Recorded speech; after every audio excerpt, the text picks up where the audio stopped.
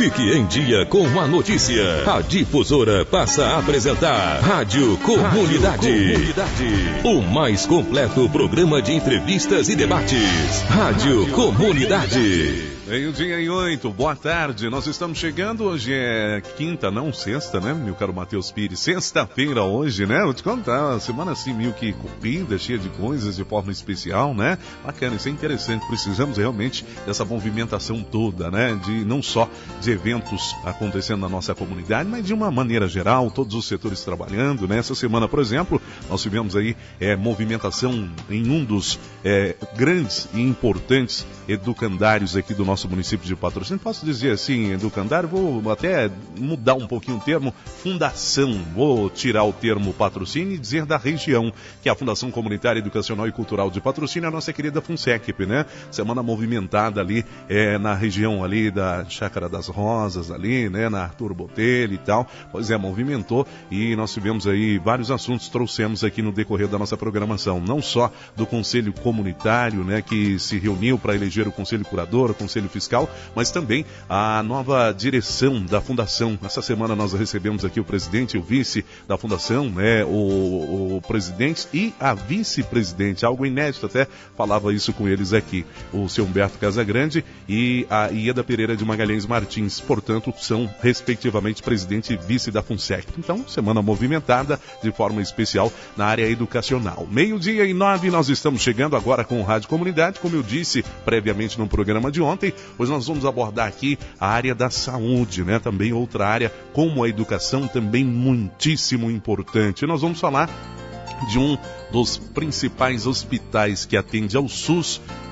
Saio também das fronteiras do município de Patrocínio e jogo nível regional, não é nem da micro-região, que vem gente não só da micro-região, vem também da macro-região para atender aqui nesta instituição. Estou falando da Santa Casa de Misericórdia Nossa Senhora do Patrocínio e hoje eu recebo com muito prazer para bater um papo conosco, ele que é o provedor daquela instituição, Joaquim Garcia Morato Filho, é o nosso entrevistado na tarde de hoje. Morato, seja bem-vindo aqui à bancada da Difusora, ao Rádio Comunidade de forma especial. Muito obrigado por ter aceito o nosso convite. E aqui está. Boa tarde.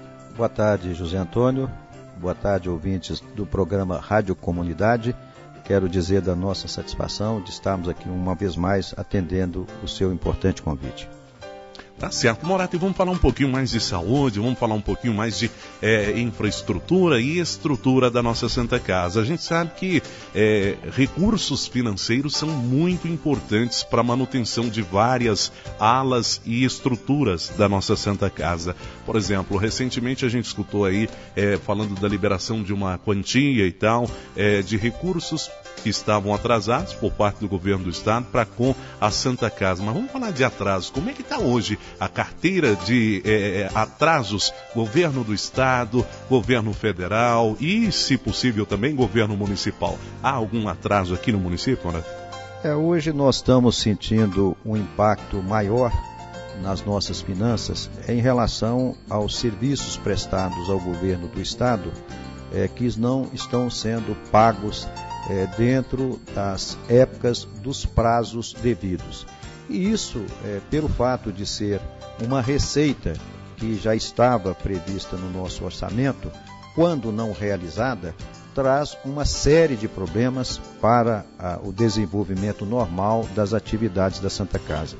Infelizmente, o que a gente percebe hoje, Zé Antônio, é um descaso por parte de alguns governantes com o serviço de maior demanda da população, que é a saúde pública, né?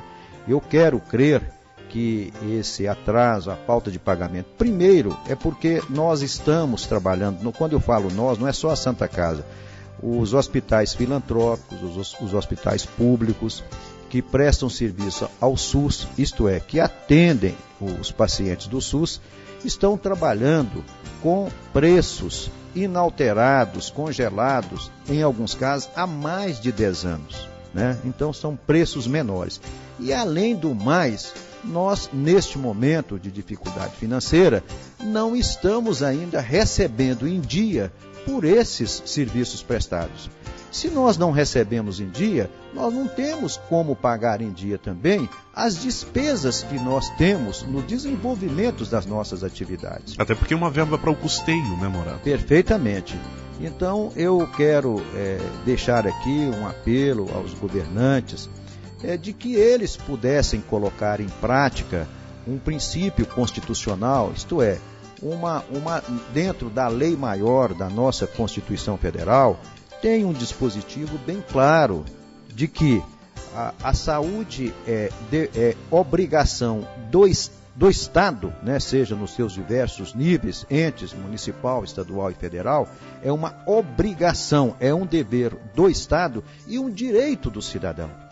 Então, o que nós almejamos, o que nós desejamos, é que os nossos governantes, nesse momento específico, o governo do Estado, eleja a saúde da nossa população como prioridade número 1, né? Até porque, primeiro dom que Deus nos deu é a vida, né? E o segundo é a saúde, para que nós possamos ter pelo menos uma expectativa de felicidade e de qualidade melhor de vida. Sem saúde ninguém nem trabalha. Não tem condições, você pode ter tudo na vida, mas se você não tem saúde, você praticamente nada tem. Pergunto, o que valeria o dinheiro sem saúde? Isso é né? verdade. E aquela imensa parcela da população que não tem os recursos financeiros necessários para acessar a assistência à saúde. É um apelo que eu faço aqui para que os nossos dirigentes públicos possam ter a sensibilidade e poder pagar os seus compromissos de forma especial aos hospitais públicos, aos hospitais filantrópicos, a fim de que nós possamos continuar atendendo a nossa população. Porque o grande prejudicado, pode ter certeza, não é a Santa Casa. O grande prejudicado é aquele que depende do serviço prestado para a Santa Casa. É o cidadão patrocinense, né? É o cidadão que está dentro da nossa micro-região do Alto Paranaíba, atendido pelo sistema do SUS, que é patrocínio e mais 8 municípios. Um mínimo de respeito, né, para com a população que precisa desse serviço, que hoje é o serviço mais demandado, de extrema importância, é realmente atribuir a prioridade de que ele merece. Até porque quando o governo do Estado, através da Secretaria de Estado da Saúde, solicita junto à Santa Casa um leito para uma internação, primeiro faz o atendimento para depois pagar. É isso, Morato? O que nós observamos, Antônio, é exatamente isso que você falou. Primeiro, praticamente nos obriga a prestar o serviço, né? Para depois, então, pagar, não se sabe em que época, não é verdade? Então, para vocês terem uma ideia, eu vou passar aqui um dado que eu tenho em mãos para todos os ouvintes do programa Difusora Rádio Comunidade. O Estado de Minas hoje deve à Santa Casa em torno de R$1.400.000, sendo que desse valor, algumas parcelas já estão atrasadas há mais de 8 meses, não é? É praticamente uma forma de dizer, de inviabilizar o funcionamento da Santa Casa. A prova maior que isso está trazendo um gargalo e uma ameaça ao funcionamento normal da Santa Casa é que no município vizinho de Uberlândia, o Hospital das Clínicas, que é vinculado à Universidade Federal de Uberlândia, recentemente fechou as suas portas para o atendimento externo e passou a dar assistência apenas aos pacientes internados. Um hospital também daquela mesma cidade, de nome Santa Catarina, fechou as suas portas. É um problema geral para o qual o poder público tem que direcionar a devida atenção sob o risco da saúde pública no Brasil, em Minas Gerais e em todos os municípios entrar em colapso, não é verdade? Então, nós estamos com essas dificuldades e posso afirmar aqui, de uma forma bem equilibrada, que se o Estado continuar mantendo-se na condição de inadimplente, atrasando o pagamento do serviço da Santa Casa, nós não vamos ter outra alternativa senão estudar a redução dos serviços prestados ao Estado e, portanto, à nossa população. Ou seja, a comunidade vai ficar prejudicada. Realmente, a comunidade é a grande prejudicada. Eu quero acreditar ainda que o Estado de Minas Gerais possa, em tempo, reavaliar essa atitude, esse comportamento, essa postura diante dos hospitais, principalmente os hospitais públicos e filantrópicos, e adotarem as medidas no sentido de colocar os pagamentos dos serviços recebidos em dia, a fim de que nós possamos continuar respeitando o nosso cidadão e mantendo as nossas atividades normais, sobretudo aqueles pacientes que vêm egressos, que são oriundos do Sistema Único de Saúde, que não têm recurso financeiro para pagar pela assistência médica. Eu acredito que o nosso governante maior há de ter essa sensibilidade, até porque já iniciou-se um movimento de mobilização das entidades representativas desses hospitais, no sentido de deixar bem claro para os nossos dirigentes públicos e estaduais: se não nos pagarem o que nos devem, não nos resta outra alternativa senão reduzir os nossos serviços prestados ao poder público. E isso significa reduzir também, Morato, no seguinte sentido: por exemplo, a pessoa que está acostumada a atender com um serviço tal, no médico tal, isso pode, de repente, com esse não pagamento, essa manutenção dos atrasos, esse serviço deixar de existir?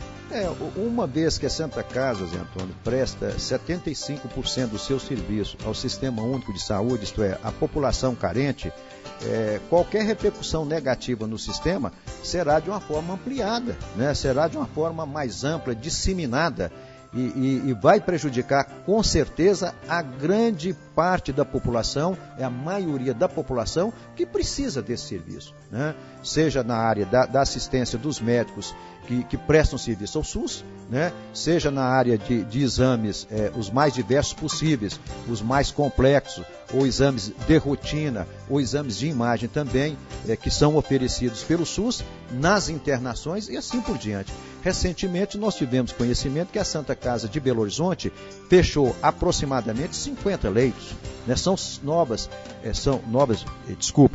50 vagas que deixam de ser disponibilizadas para a população, enquanto que nós estamos com um déficit, com uma falta enorme de vagas para internação no Brasil inteiro. Então todo esse tipo de problema passa a ocorrer em função de um atraso no pagamento de um serviço líquido e certo que os hospitais prestam ao poder público. Como que nós vamos pagar aos nossos fornecedores, aos nossos médicos, aos nossos funcionários, sendo que os serviços que nós prestamos para o poder público não são pagos? Essa conta não fecha, não é verdade? Então, é essa a situação que nós estamos enfrentando hoje, e eu quero crer que os nossos governantes possam ter um pouco de sensibilidade para regularizar essa situação dentro do menor prazo possível, na maior agilidade de tempo possível, a fim de que isso não gere transtornos maiores para a nossa população. Morato, e a Santa Casa tem cobrado isso do governo do Estado, e se tem, de que forma? Nós sempre encaminhamos as nossas cobranças às instâncias competentes do governo do Estado, e não somos só nós, né? Toda a rede hospitalar pública e filantrópica do Estado de Minas Gerais tem feito encontros com o secretário de Saúde, que leva também esse mesmo tipo de problema para o governador, e a alegação é de que o Estado está sem recurso para pagar, né? Eu creio que numa hora dessa o governante tem que eleger as suas prioridades. E a prioridade número 1 hoje da população brasileira, a demanda número 1, quer dizer, o serviço mais demandado é a saúde pública, né? Então o governante maior tem que ter essa consciência de que a saúde é um direito do cidadão e obrigação do Estado. Esses R$1.400.000, Morato, são só dessa atual administração do governo do Estado, ou tem recursos também que já eram para ter vindos da última administração e que não vieram? Zé Antônio, eu não gostaria de fazer essa separação, porque a administração pública, ela perpetua, ela funciona de uma forma contínua, impessoal, né? Entra A, sai B, entra C, sai D. Nós temos que entender que todo governante que entrou ali exatamente para resolver os problemas da população.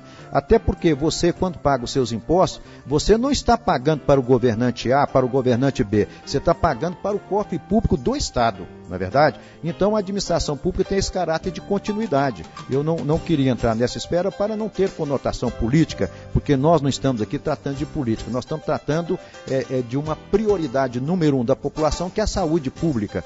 Então, para melhor precisar, essa verba, esse atraso no montante em torno de R$1.400.000, ele se deve a serviços prestados pela Santa Casa, quando da utilização a mais de leitos da UTI neonatal, da UTI adulto e também da hemodiálise. A mais, o que quer dizer? São os extrapolamentos, são os atendimentos a mais fora do convênio que nós temos, inclusive, com o poder público. Não é? É que nem na questão da UTI, são 10 credenciadas, né? Se utilizar 11... Perfeitamente, boa participação sua. Nós temos, por exemplo, com relação ao UTI adulto, nós temos 10 leitos em convênio. Se utilizar, extrapolar uma ou duas, o Estado nos compra esses 2 leitos a mais. Só que nós disponibilizamos o serviço, atendemos o paciente, mas ele não está nos pagando por isso. E esse valor que é pago, ele é realmente o valor real da utilização, Morato? Ele corresponde, na maioria das vezes, a 1/4 do que seria o valor real.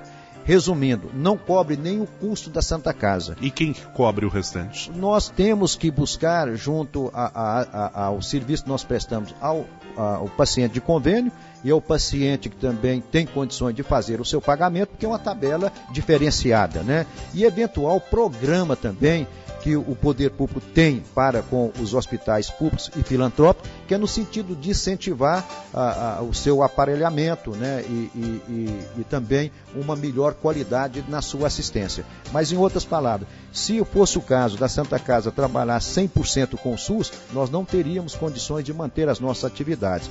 É a tabela diferenciada de serviços prestados ao convênio e também ao paciente particular que nos leva a cobrir essa defasagem dos preços oferecidos pelo SUS. Tem alguma emenda que tenha chegado ou esteja para chegar, seja da esfera estadual ou federal, na Santa Casa, Morato, nos próximos dias ou nos últimos? Antônio, nós falamos das coisas ruins, agora vamos falar das coisas boas. Dá uma clareada, né? né? Isso, exatamente. Nós recebemos recentemente uma emenda do deputado federal Silas Brasileiro, que hoje está na suplência, mas quando era deputado federal, no valor de R$675 mil, para que nós pudéssemos ampliar e modernizar o nosso centro de diagnóstico de exames de imagem, né?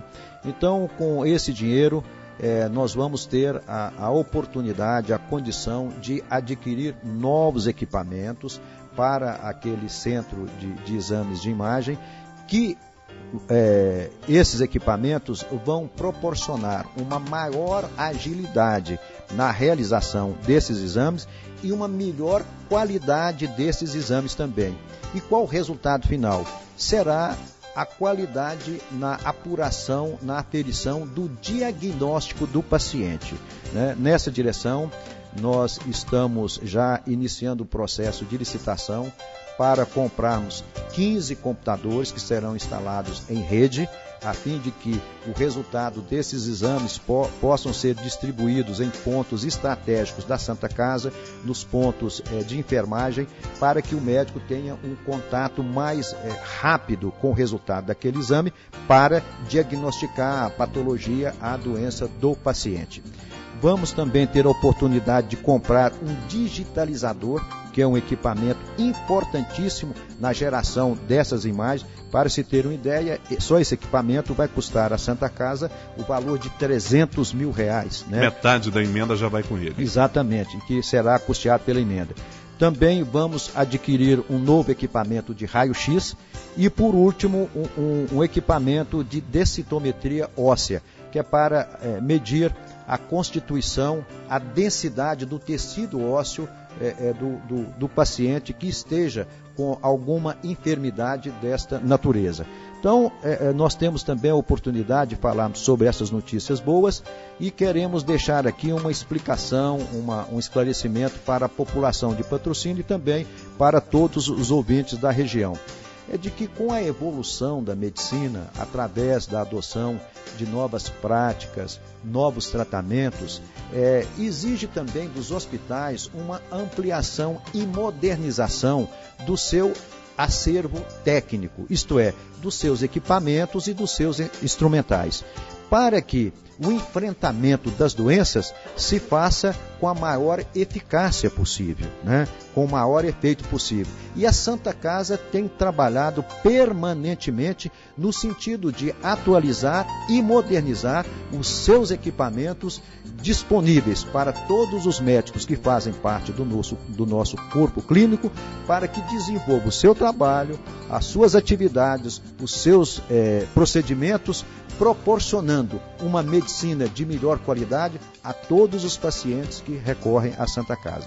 Resumindo, a modernização, também a atualização técnica é um foco permanente, é uma preocupação constante da Santa Casa como a forma de dar um atendimento de melhor qualidade ao nosso paciente. Por último também, é uma notícia boa, nós o governo do estado transferiu um valor de R$400 mil para o município de Patrocínio, através do pedido do deputado estadual Tero Marra, e esse dinheiro chegou à prefeitura e o prefeito Dr. Lucas está procurando encontrar uma forma legal de fazer essa transferência para a Santa Casa. Já tem aproximadamente uns 15 dias, mas a administração pública, ela tem as suas burocracias. Ela tem uma característica mais lenta, né, do que as atividades nossas particulares. Você definiu o termo, tem a sua burocracia. E até agora não foi possível ainda transferir esse dinheiro para o cofre da Santa Casa, mas nós estamos em contato permanente com o secretário de Saúde, o Dr. Wesley, e também o prefeito Dr. Lucas, que tem procurado todas as formas viabilizar a transferência. A última notícia que nós tivemos é que o governo do estado vai emitir uma resolução complementar ou uma modificação na resolução que deu origem à transferência desse dinheiro, dos R$400 mil para a Santa Casa, para que possa viabilizar, de fato, a entrada desse recurso na Santa Casa. Isso tudo em função de quê? Nós estamos num período eleitoral também, né? Há uma legislação eleitoral que disciplina a liberação de recursos, benefícios nesta época. E eu acredito também que é por isso que essa burocracia está emperrando, dificultando ainda mais a transferência desse recurso. Mas eu quero crer que nos próximos 8 a 10 dias nós já devemos estar com esse recurso, a fim de que nós possamos pagar os compromissos inadiáveis e, em decorrência disso, continuar prestando os nossos serviços à nossa comunidade, à nossa população e a todos os cidadãos que compõem a região dos 9 municípios da microrregião do Alto Paranaíba. Preocupada como sempre, a Santa Casa em estar prestando um serviço de referência na saúde para a nossa população. Morato, eu poderia seguir contigo, o assunto teríamos, mas lamentavelmente eu não tenho mais nem um segundo, só para agradecer. Muito obrigado por ter estado aqui, estamos aguardando novamente para trazer mais informações e boas da Santa Casa numa próxima oportunidade. Agradeço a vocês, Antônio, a toda a direção da Rádio Difusora, aos ouvintes do seu programa Rádio Comunidade e a todos o nosso boa tarde e um bom final de semana. Bom final de semana para todo mundo também. Nós aqui agradecemos, Morato. E amanhã é sábado. Nós voltaremos na segunda-feira, 12:07, com mais uma edição do Rádio Comunidade, logo após o comentário do dia. A todos, boa tarde. Vem aí o Jornal da Itatiaia.